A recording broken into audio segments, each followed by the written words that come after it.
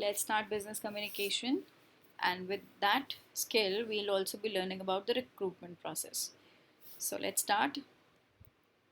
What we'll be covering in this video is greetings and introductions, company profiles, how they are made, and what are the job responsibilities, job descriptions, how to organize a portfolio, and how to respond to the job advertisements. So let's quickly start with initial as greeting. So we finally divided into three sections: formal, informal, and semi-formal. Formal are the ones which we do with our seniors, teachers, and semi-formal are the ones with the way we wish our colleagues, and informal are the way we wish our friends. Coming to the introductions, in case you have the responsibility to introduce two strangers out of one whom you know. So man is always get introduced to a woman, and you never introduce a woman to a man. And when you're there are ranks with the people out there, then with the person with the highest rank is introduced first. And thirdly, when people are with equal rank, so you'll introduce the one whom you know better. Now the gestures I've discussed before also. Americans prefer to shake hands when they are introduced and not while parting, but Indians always make sure that when they are parting they shake hands, and it is considered polite. Western people, when given compliment, take it graciously, even they take it gracefully. But when you give a compliment to an Indian, they reject it humbly. So these are the different things of both the cultures. Indians prefer to use sir for respect, but that is not so in Western countries. In Western countries, formal name or surnames are preferred instead of sir. And when you talk about Germany or even India, if you got title, they are respected even but better. Titles are like doctorate, PhD, captain, or something like that. Shaking hands or meeting is normal in Western culture, whether it's they have no gender biases, so whether it's male or female, it's all right. But in India, when we have a lady out there, we do not, uh, move our head towards her for shaking hands as a man. But in case a lady moves her hand, you can always shake hands. Otherwise, it's either fold your hands or nod by head. You can greet like that. Coming to the small talks, they are very important when you go for the business meetings. In case you or are a stranger to that person, you should always make that person comfortable by cracking a general talk, a short talk, wherein as I've mentioned, that big relationships are built on a small talks. It plays a role of an ice breaking, and it's like quite an act of politeness, because if there is a silence prevailing, it will be like uncomfortable and rude also, in case you have invited someone. So you can always talk about something, general, and share your opinions, but you should avoid the personal side of it. And listening is very important part of the small talks.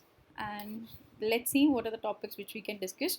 We can discuss sports, movies, cultures, places to visit, books, weather, technology. Avoid being too personal, and religious and political opinions should not be discussed here. Coming to the company profiles and job responsibilities, company profile is basically introduction to the company, which provides the information about the product, services, and the current status of the company. How you can write it? You can either tell a story in detail, or keep it short and brief, and add a visual and show off a little. When you should boast about yourself when you are either showing your skills in the job or when you are writing about your company. What are jobs and responsibilities? Jobs and responsibilities are, when you write a job description, what all things you need to write, what you want in an employee. Make a list of tasks. What all you want from that person. What are your expectations? What are your outcomes? You should pen down everything. Like an effective task statements include an active verb, description of the task, and what is the outcome expected of that person. Then, what are job responsibilities? Take the list and group similar tasks into job responsibilities or essential functions. For example, you have listed a number of tasks and similar tasks, so that you can expand it. What all things you could have expect from that employee, uh, what is the performance outcome from them, and what are the essential performances they should be making, and route, you also have to write an accountability statement that what is expected and how you manage this proper, talent of that person. Because when we talk about, let's say if we talk about the IT field, a person with in an IT field having graduation or degrees in this is also expected to have managerial skills, leadership skills, good communication skills, able to hold meetings, go to the client's place, have a cordial relationship. So there are a lot many tasks, are entitled to an IT person with specialized in IT field. Job description includes competency name. A description also includes the task and behavior of the person, the expectations from them, how they're able to, maintain their accountability to internal and external people related to the organization, and some measurable tasks and behaviors, and the characteristic things, of the person, which will help them give the correct output. It is required to, read about certain famous entrepreneurs. So I have given you a link, you can go through that. Your module also covers some WH questions. Why WH questions? Because certain questions are asked which are closed. Like you can reply them back in yes and no. But WH of family questions are the one which need a little bit of elaboration. So this is mentioned here. Who is always used for a person? What is when you want to know about what is going on? When is always related to time? Where is related to place? Why is related to the reasons and the causes. Now let's understand how to organize a portfolio. Now what exactly is portfolio? It's a living breathing document. Now why it is a living breathing document? Because you, as you are growing, it also grows with you. When you are learning something new, you are adding some new knowledge, you are adding some new skills, so that is also added to your profile. So that's why it's a breathing living document. It is mostly related to creative fields, but whatever skills you have learned, if you can have an anecdote, if you can have a testimony of it, you can become a substitute or little. But besides that, there are many other ways you can keep it. For example, you have a photograph, you can support that. If you have written something, you can support that. You've got something signed, some appreciation letter, you can, show that. It's not necessary always certificate. It is in many ways you can show that. So whenever you are learning something, keep an anecdote of it, and it, adds to your portfolio.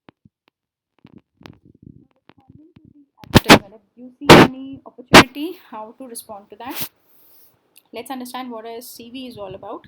CV is basically divided into two types. One is skill based, in case you are not experienced, so you'll be focusing more on your skill set. And if you have experience, you'll be focusing it on your work experience and whatever stages you have seen in your career. A CV must include details of your address, contact, emails. Focus more on skills and qualifications. Hobbies and interests is also important part, and career history if you have any. These are the ways you should be formatting your CV. Font size should remain the same, and use short sentences, bullet points. Keep the tone formal, avoid abbreviations, jargons, etc. And never use photographs and images. Have strong headings and lots of white spaces so that in bullet points the other person can understand your viewpoint. And if you have a career history, you can keep your CV into 2 pages. Cover letter is basically a letter supporting your CV or resume. You tell the person about, like, your employer about from where you have seen this opportunity, why you are fit for this, and how you wish to meet that person, or how you wish that person to call you for an interview. Cover letter, basically the first paragraph you'll wish to mention that job which you're applying for and where did you see the opportunity. Next paragraph are mostly uh, about, the kind of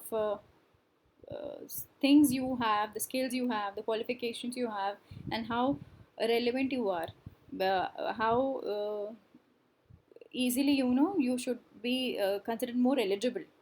So this is the paragraph wherein you are convincing the person, the employer, about your skill set and qualification, that why they should call you. And at the end, you can thank them and ask them for a follow up, or maybe to meet you in person.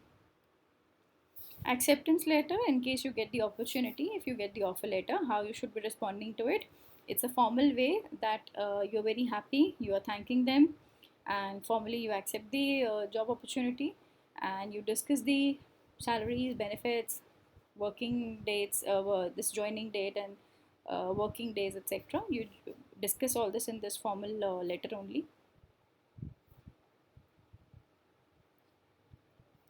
Then there is an opportunity to clarify your employment conditions at this time only, so that there are no future misunderstandings.